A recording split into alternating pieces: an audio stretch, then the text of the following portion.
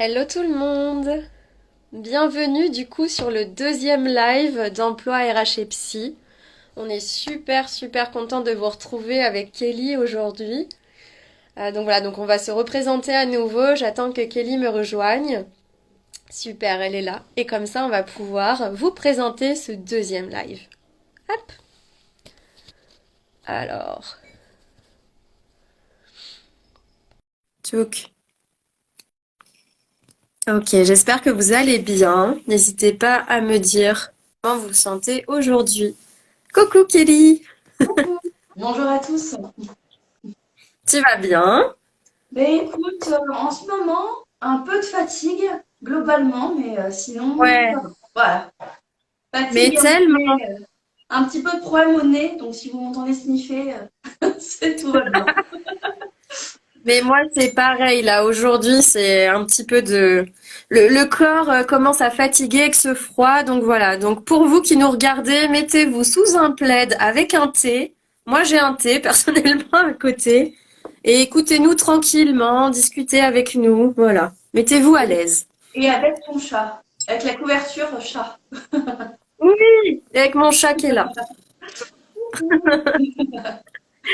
Bonjour, confiance en soi, bienvenue. Ah bah super, en plus confiance en soi, bonsoir, et avec la tisane. Ah bah là c'est équipement, Parfait. parfait. Voilà. Tisane. Bon bah moi j'ai une bouteille. Ah oui, on s'hydrate comme on peut hein, dans ces Et moments-là, ça c'est sûr. Bon, bon bah c'est comment tu parti. vas du coup comment tu vas alors Kelly? Écoute, ça va, j'avais hâte, mine de rien, de Ouais, se retrouver sur pareil. la deuxième édition pour Hmm. parler justement le lien entre l'empathie et le premier emploi. Mais Ouais, alors, exact. je ne sais pas trop qui a pu voir. On a vu que la première édition a énormément intrigué. Il y a eu beaucoup de vues, Ouais. plus de 200 vues. Hmm. Donc ça, c'est génial. Donc déjà, merci à tous de prendre le temps. Surtout pour une première édition, on est super contente. Donc Oui. merci à vous. Alors du coup, juste très simplement, en quelques secondes, pour me représenter pour ceux qui me découvrent. Donc, j'ai 8 ans d'expérience dans les ressources humaines, avec des valeurs fortes comme l'empathie, comme la bienveillance, comme le partage. Et suite à un burn-out professionnel et une grosse remise en question aussi sur comment je voulais vivre finalement pour le reste de ma carrière professionnelle, j'ai décidé de me reconvertir et aujourd'hui donc d'être accompagnatrice en bilan de compétences. Donc en gros, la personne qui va t'accompagner pour t'épanouir professionnellement, t'aider, te guider pour te permettre de trouver ton job. Après, Hmm. justement, faire ce qui fait sens pour toi, pour avoir envie de te lever le matin. Voilà, si je devais synthétiser ça Ouais. pour le bilan. Et derrière, Hmm. j'ai aussi donc notre casquette en commun finalement. Je m'adresse aussi donc en termes de coach en épanouissement professionnel. Donc là, Hmm. on va le traiter donc sur oser être soi, prendre confiance en qui on est et oser passer à l'action. Et c'est vrai que finalement, c'est là où on se retrouvait toutes les deux, Lucille, puisque toi aussi, tu as, cette casquette-là que je te laisse peut-être présenter du coup. Ouais, ouais, tout à fait. En fait, c'est vrai que voilà, moi j'ai cette casquette actuellement de coach en épanouissement universitaire parce que j'accompagne là depuis maintenant 3 ans. Ça fait bizarre dit comme ça, mais c'est le cas. Depuis 3 ans, les étudiants du coup de psychologie uniquement sur finalement voilà leur épanouissement au sein de l'université, de la licence jusqu'à l'obtention du master. Et en parallèle, bien entendu, je suis psychologue clinicienne, voilà, depuis maintenant 1 an. Donc j'ai mon cabinet actuellement. Et je suis super contente en fait que toutes les deux, tu vois, on ait créé ensemble ce programme Start dont on parlera hein, à la fin de notre live, mais où vraiment en fait on a rassemblé nos compétences, nos visions aussi hein, du travail, nos visions du processus du premier emploi qui ne doit pas être forcément horrible à vivre, mais au contraire qui peut être bien vécu. Et par nos expériences et par aussi les expériences des gens qu'on accompagne, on a eu envie en fait de créer ce programme. C'est Donc ça. voilà, donc on est vraiment... Ouais. Et il y a aussi ce côté justement partage en fait, partage de trois domaines du coup d'activité qu'on rassemble. Il y a Tout la à fait. psychologie effectivement, comment bien le vivre ou en tout cas le vivre au mieux, justement, Hmm. cette première recherche d'emploi, dépasser les obstacles. qu'on peut avoir sur notre route pour rester nous-mêmes et trouver ce qui nous correspond. Donc, il y a cet Mm. côté motivation avec le coaching et aussi, bien sûr, sur les techniques du marché de l'emploi, de l'entretien. Mais ça, on y viendra plus tard aussi. Donc, Ouais, tout à fait. pas Et forcément je le voulais temps de- m'adresser, ouais, je voulais m'adresser à confiance en soi. Voilà, je voulais savoir un petit peu qui tu étais. Voilà, est-ce que tu avais envie de venir voir un petit peu avec nous aujourd'hui, si tu savais un petit peu le thème dont on allait parler. Voilà. À ça, j'essaie de les dépasser, les obstacles. Nous dit confiance en soi. Ok. Et quels obstacles tu rencontres actuellement? C'est dans ton milieu professionnel, hein, du coup, c'est ça? Dis-nous un petit peu. Oui, c'est ça, Je c'est m'appelle Aurélie. Aurélie. Elle était avec nous la dernière fois, maintenant. Ça me revient.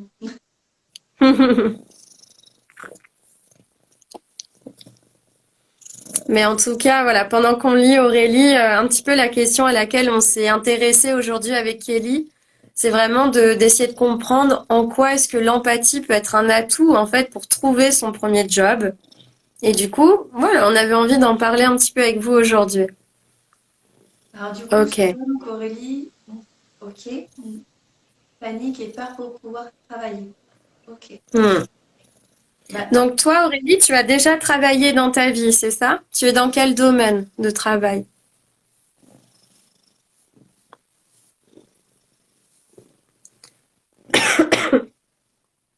Hmm. la sortie de zone de confort.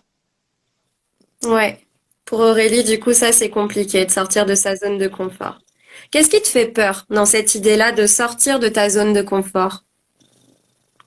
Ok, t'es en service à la personne, d'accord. Donc ça rejoint bien nos domaines aussi, hein, effectivement. Je connaissais pas le nom CAPA. Première fois que je l'entends. Et c'est vrai que du coup, finalement, quand on parle de sortie de zone de confort, ça serait intéressant aussi de te poser la question justement, qu'est-ce que ça veut dire pour toi concrètement en fait, sortir de sa zone de confort. Hmm. Ah, Donc c'est pour les on va personnes dire, âgées, les enfants, peur de sortir de l'insécurité. Hmm. Et tu veux dire peur de sortir de la sécurité ou de l'insécurité? Parce qu'en général, l'insécurité, on essaie d'en sortir. On veut pas rester insécurisé. Donc on va essayer de trouver un moyen de se sécuriser. Tu vois le truc, Aurélie?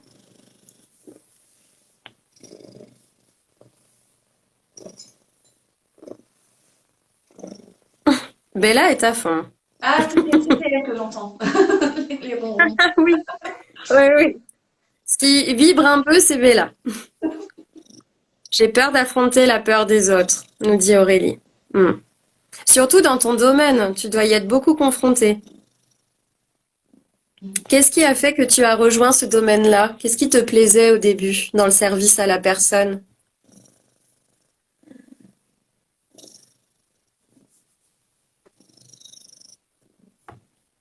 Parce que là, tu vois, Kelly, moi, de ce que je lis, hein, d'Aurélie, ça rejoint aussi ce dont on parle aujourd'hui, d'empathie. J'ai peur d'affronter la peur des autres. En fait, j'ai peur de ressentir trop d'empathie, finalement, pour les autres, au point de ressentir leurs insécurités. Et c'est d'où aussi l'importance. Je pense qu'il y a une question qu'on va évoquer, d'ailleurs même que Aurélie s'y attente, justement de voir au niveau de l'empathie en fait, qu'est-ce que ça signifie réellement empathie. Il y a en fait une frontière qui est très sensible, qu'on va pouvoir aussi venir affiner dans quelques instants. Ouais, tout à fait. Et là, tu vois, c'est ce que tu dis, Aurélie. J'aime beaucoup aider les personnes, je suis sensible, j'ai vécu du harcèlement. Effectivement, tout ça, ça va ensemble, hein. C'est aussi cette idée de savoir poser ses limites. Là, c'est un peu la psy qui parle. Mais finalement, c'est un peu ce qu'on parle aujourd'hui avec Kelly, c'est l'empathie, qu'est-ce que c'est pour toi, Aurélie, et pour les autres qui vont nous regarder. N'hésitez pas à écrire un commentaire en nous disant ce que c'est pour vous.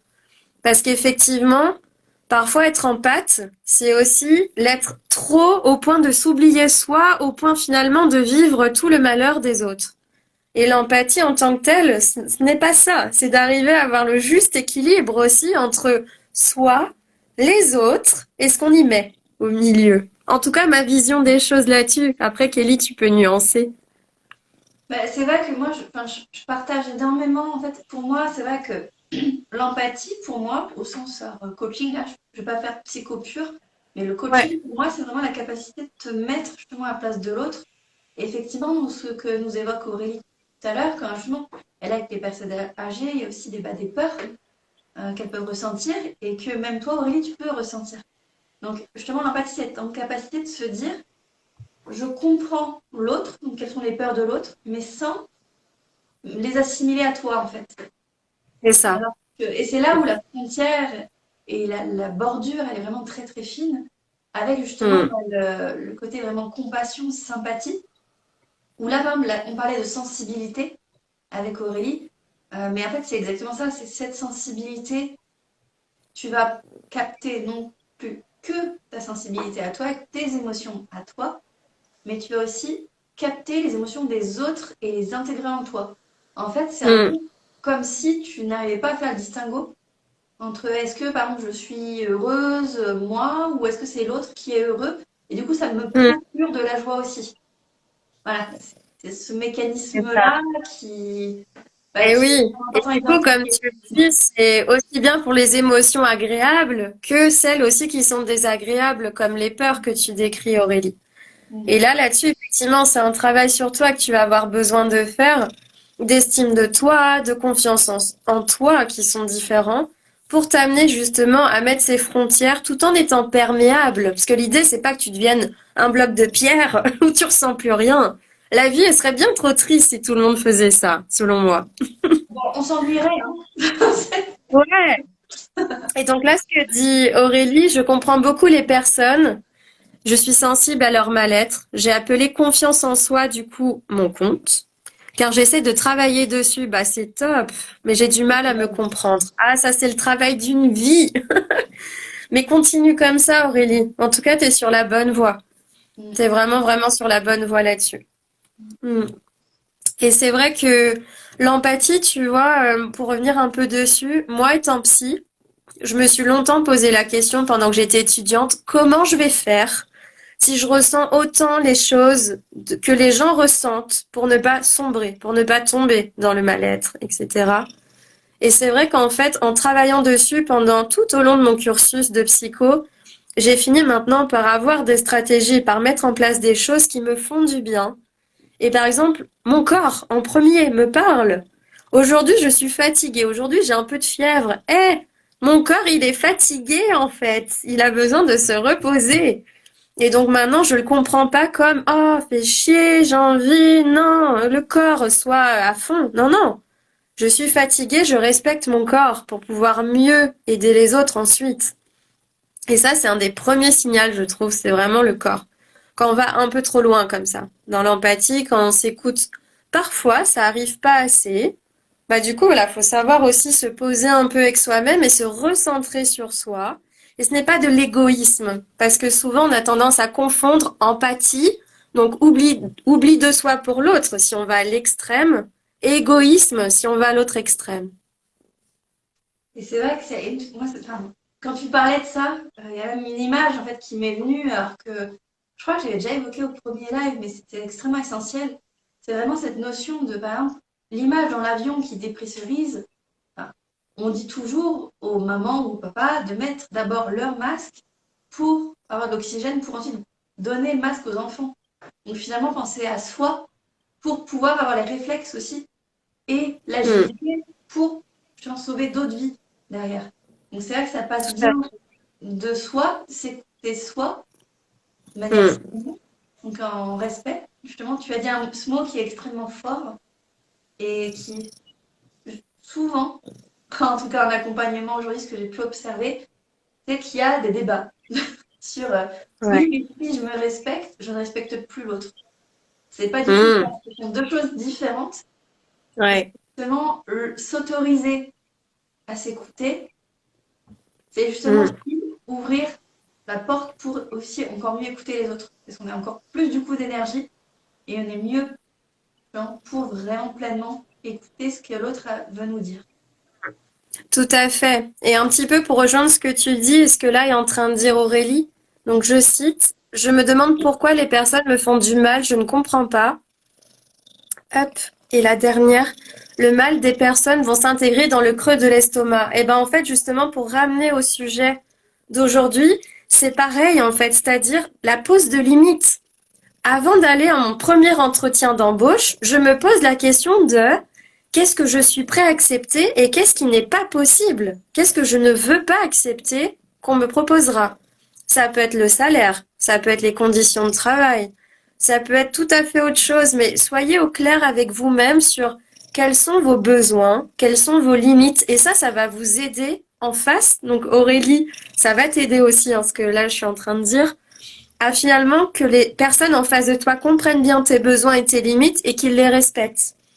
Parce que ce qui est sûr, c'est que si en tant que futur employé, tu ne dis pas à ton manager, moi, ça, je veux pas, ou ça, j'en ai besoin, en fait, il respectera pas vu qu'il ne connaît pas. Il ne sait pas que c'est ton besoin. Et ça ne va pas de soi. Parce qu'on n'est pas dans la tête des gens. J'ai beau être psy, je suis pas dans la tête de mes patients. Je leur pose des questions. Et ça, c'est valable pour tous les métiers. Pour coach, c'est pareil. Pour RH, c'est pareil. Et d'ailleurs, une petite aussi transition, mais qui est vraiment en lien. C'est-à-dire, est-ce que bah, alors, je parle à Aurélie qui est en direct, aussi, bah, du coup, Lucille, et à tous les autres qui nous regardent et qui vont nous regarder. Est-ce que vous pensez qu'un recruteur, bah, justement, il connaît vos motivations, il sait qui vous êtes et qu'il est capable de se dire, OK, bah, par exemple, Aurélie ou Kelly ou Lucille, eh bah oui, ça va matcher avec les valeurs de l'entreprise et avec ce qu'on va leur proposer. Si vous Mais dites c'est pas ça. qui vous êtes. Bah ouais. Parce que c'est bien beau de correspondre à la fiche de poste, quand il y en a une, mais en fait, on a envie de voir vraiment qui vous êtes. Si vous vous travestissez pas face aux recruteurs, si vous vous oubliez pas, un peu comme on disait tout à l'heure, pour plaire aux autres, parce que finalement, ça vous retombera dessus. C'est clair, ça vous retombera toujours dessus. Donc, il vaut mieux être le plus possible soi-même, authentique, face aux recruteurs, quitte à ne pas être pris. Parce qu'en fait, vous gagnez du temps. Vraiment. Et là, on pourrait faire intervenir Et du pas que monde des dans jours, nos hein. lives pour en parler. Ce Comment? sont même pas que des jours, ça peut être des années même, hein. Ouais. Parce que Et certaines ouais, et personnes après votre peuvent mettre des années. santé, tout à fait. Et après votre Et santé, elle en pâtit. Finalement, la direction de votre poste prend une direction que vous vouliez pas, mais avec le recul, vous vous rendez compte que bah si, en fait, oui, pendant l'entretien, peut-être que vous auriez pu le déceler.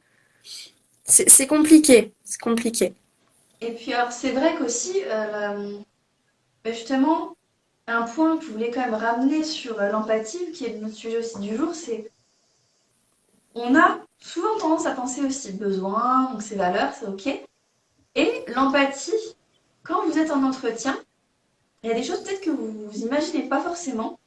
C'est qu'un recruteur, bah, lui aussi peut avoir des peurs, peut avoir des craintes. Et justement, le fait de vous mettre justement en empathie, donc essayer de comprendre l'autre, et, ben, et de vous adapter, finalement, en étant vous-même, pour poser le Ouais. discours, évoquer ce qui vous êtes vraiment, ben, ça permet aussi de créer une relation de confiance. Et du coup, en tant que recruteur, là, je m'adresse au RH et futur recruteur, ben justement, ça va vous permettre de créer cette dynamique, cette atmosphère qui va permettre au candidat de se livrer et d'être vraiment lui-même, l'encourager. Et inversement, si on se met du côté du, bah, par exemple, je suis candidate, bah, si je suis dans l'empathie par rapport au recruteur, peut-être que le recruteur, quand il vous a accueilli, il était un peu bougon, il tirait la Hmm. tronche, il était fatigué. Bah, peut-être parce qu'effectivement, il a eu une sale journée. Donc, le fait de finalement pas tout de suite dire, ah bah c'est moi, c'est moi qui fais pas l'affaire, ou voilà, de commencer à dire, bon, je comprends et je pose vraiment des questions, du coup, au lieu de faire des suppositions, ça permet bah, de vraiment construire cet échange finalement gagnant-gagnant.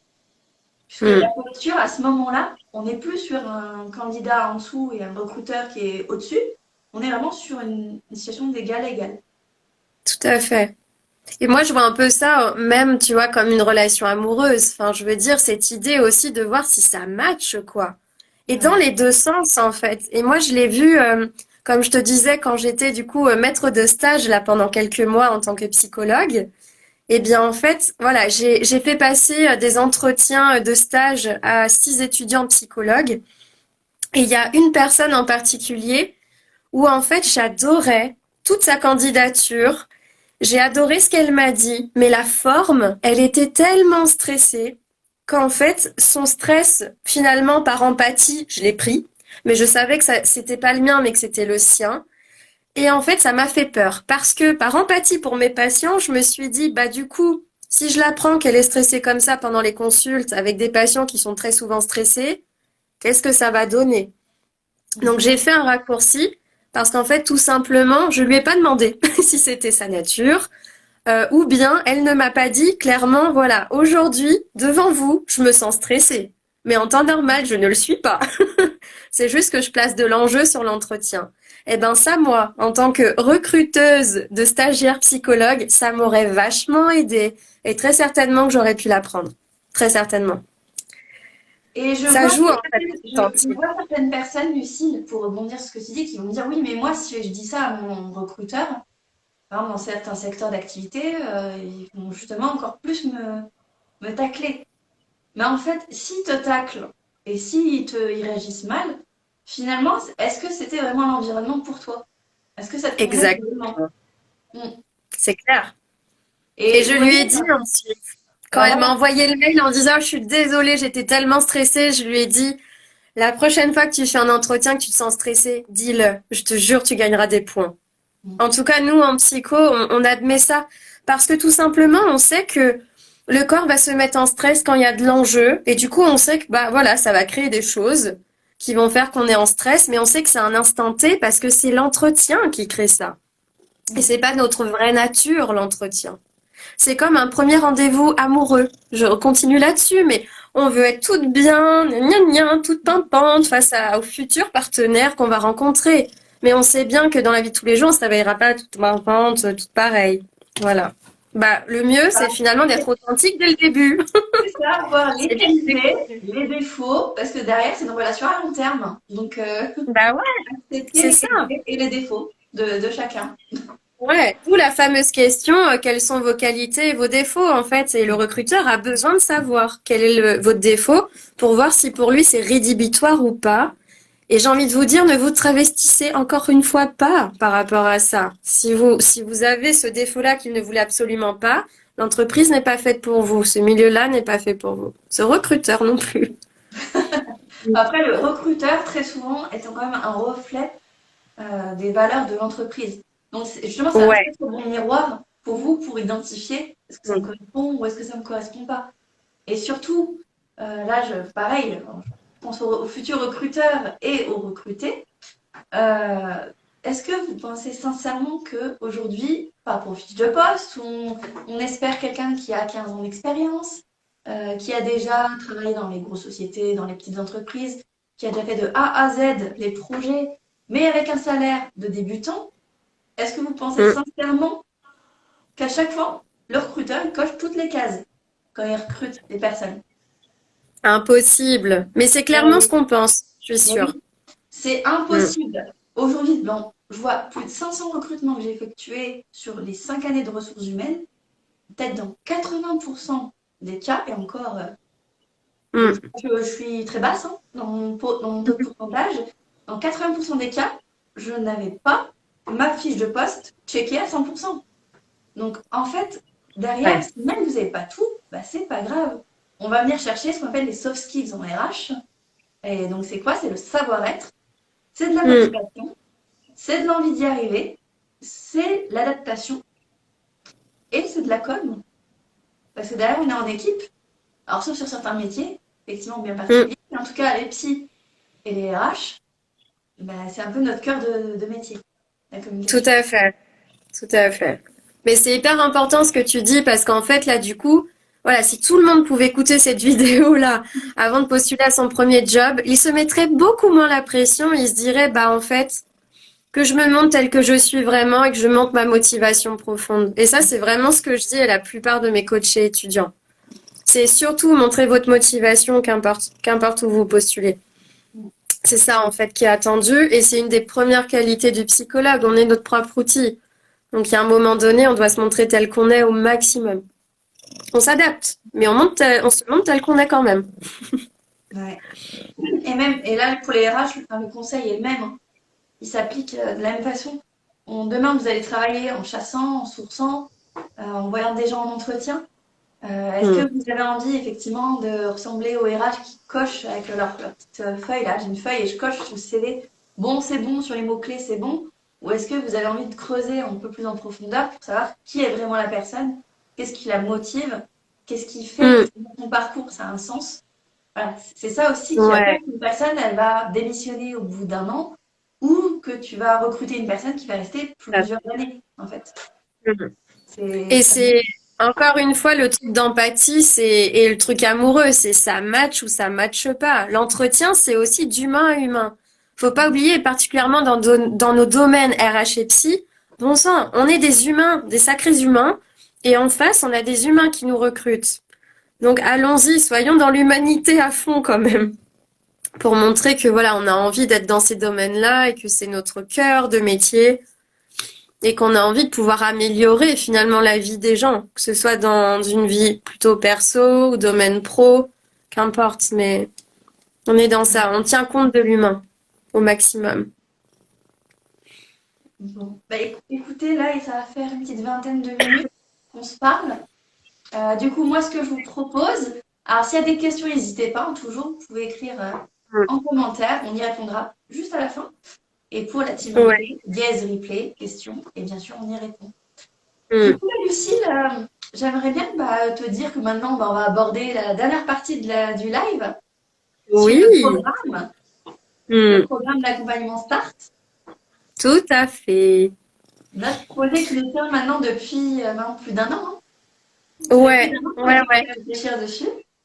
C'est ça, un projet qui grandit doucement, doucement en backstage, mais voilà, qui est plus que jamais prêt. Et ça fait déjà quelques semaines maintenant qu'on vous le partage sur les réseaux. Et voilà, c'est un programme en fait qu'on a pensé sur 3 mois avec Kelly, où on a envie en fait de vous accompagner, vous qui êtes dans le domaine RH psy, à trouver votre premier job.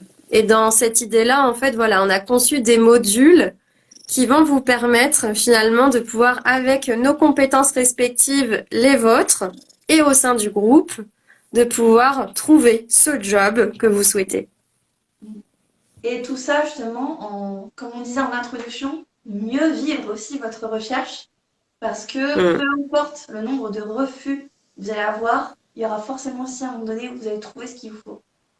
Et Bien c'est ça, sûr. en fait, cette capacité qu'on va venir avec des modules, notamment on parlait de l'empathie. C'est vrai que c'est un des Ouais. modules, un des aspects qu'on va venir voir ensemble parmi les choses plus techniques.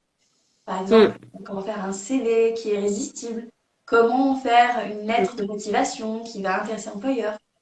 Euh, on parle aussi sur L'entretien. l'entretien, on se prépare, on fait des entretiens blancs. Voilà, ce sont des Mm. choses qui sont possibles. Vraiment, c'est concocté de manière à ce que vous alliez la théorie et la pratique. Et tout ça sans être tout seul, en fait. Parce que souvent, dans ces moments-là, on se sent isolé. Et puis, il y Ouais, a cette complètement. phénomène de comparaison sociale, en fait. Dire, ah bah, les autres, ils trouvent et pas moi. Ouais. Ouais, c'est dur. Mm, mm. Donc, Et les autres, bah, effectivement, c'est c'est pas ça qui sont qu'on à a envie côté. de créer. Et oui. Et en fait, ce qu'on cherche à créer avec Kelly, c'est vraiment un climat bienveillant pour la recherche d'emploi, où on va vous accompagner, en fait, comme tu disais tout à l'heure, sur des soft skills, vraiment sur le savoir-être, mais aussi sur des choses beaucoup plus concrètes, comme tu disais sur le CV, l'aide de motive. Et on sait pertinemment, en tant que coach, toutes les deux, qu'en fait, vous avez besoin d'allier les deux pour arriver à mettre en place tout ça. C'est pas juste en vous disant en 1 heure, CV, lettre de motif, voilà comment on fait que vous allez y arriver. Vous avez besoin aussi de croire en vous, de croire en vos capacités pour pouvoir mettre ça en place et pour qu'au moment de l'entretien d'embauche, ça se sente. Vraiment. Mais oui. Et que ça soit fluide, en fait. Parce que vous pouvez vous dire, au début, c'est bon, j'ai compris. Sauf que Ouais. ça dissonne, parce qu'il y a un temps aussi d'intégration. Donc Mm. ça, c'est par la pratique, par la persévérance. On arrive justement à des résultats, à être nous-mêmes sans crainte, en fait. On parlait de Mm. l'estomac tout à l'heure, hein, mais c'est le siège aussi de la peur, hein. Oui, tout à fait. Et encore une fois, le corps parle. Et notre idée aussi là-dessus, hein, comme tu disais, c'est vraiment de vous accompagner dans ce processus qui peut être très challengeant pour vous amener, voilà, à mieux le vivre, vraiment le mieux possible, via nous deux, mais aussi via le groupe qui va être là avec vous, qui va vous motiver. Et on veut créer justement un climat comme ça, bienveillant, où vous prenez le temps de trouver le job que vous souhaitez vraiment. Donc voilà. Et Voilà. du coup, pour nous retrouver, si ça vous intéresse, vous pouvez tout à fait prendre rendez-vous avec nous. Donc c'est en lien dans notre bio, appel découverte. Et en fait, tout simplement, vous réservez un appel découverte avec l'une de nous pour pouvoir discuter ensemble du programme, de l'accompagnement. Ça ne vous engage pas. L'idée, c'est de discuter ensemble et de voir si ce qu'on vous propose pourrait vous correspondre. Et ensuite, voilà, de mettre les choses en place pour que vous rejoigniez le programme. Bon, bah, écoute, bah, merci beaucoup, Lucille. Du coup, bah, Merci à toi. je ne dirais pas mieux. Donc, merci beaucoup. Merci à tous pour votre présence, pour vos coucous. Et puis, ben, on se Ouais. retrouve pour la prochaine Oui, émission. ouais, on a hâte de vous Courant l'annoncer. 2023. Oui, 2023, ouais, tout début, voilà. Courant 2023, on vous annonce ça. Voilà. Bah, écoute, Hmm. très bonne soirée, Lucille. Et très Bonne bonne soirée soirée à aussi. tous. À À bientôt. bientôt.